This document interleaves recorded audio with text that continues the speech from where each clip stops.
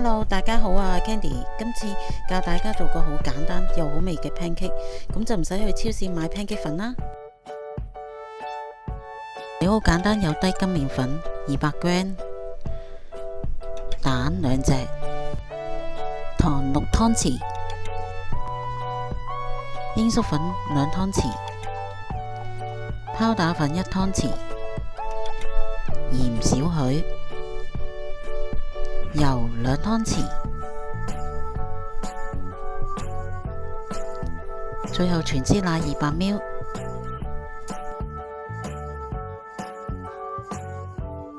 準備好晒所有材料，除咗油之外，全部加晒入個盤度，攪勻就得㗎喇。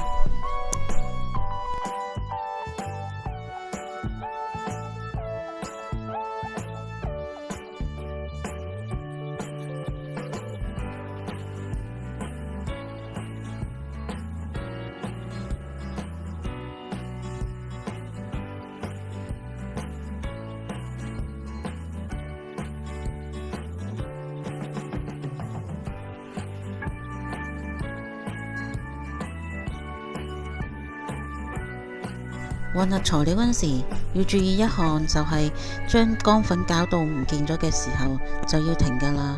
如果唔係，個 pancake 就唔得鬆軟㗎喇。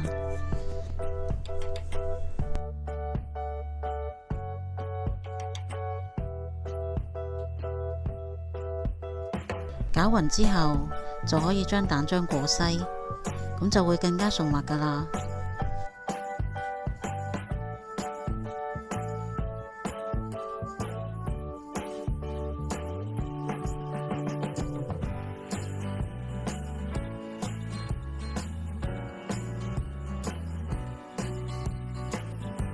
最後加入菜油2湯匙，最緊要輕輕攪拌，咁就搞掂㗎喇。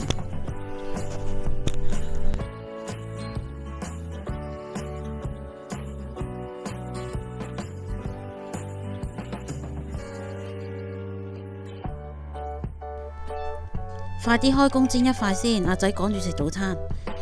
先呢，落少少油。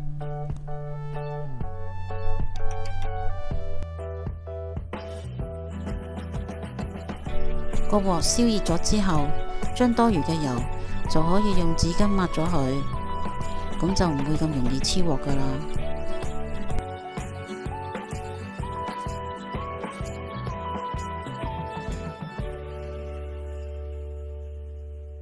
較到慢火之後，就可以落粉漿㗎喇。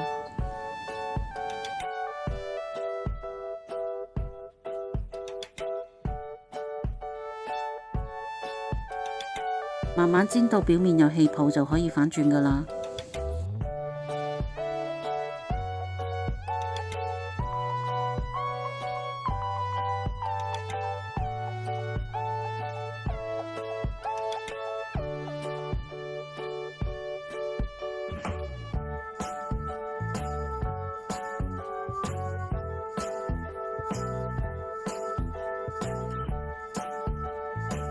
咁就大功告成㗎喇！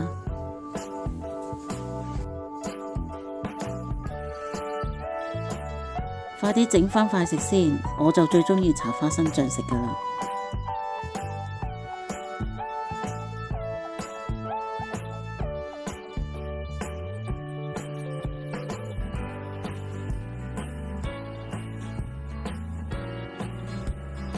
哇！你睇下，軟綿綿又香噴噴。你哋快啲跟我個食譜，又試下做啦！如果你哋喜歡我呢條片段，就記得 like and subscribe 我，記得撳埋個小鐘，就可以收到我嘅資訊㗎喇。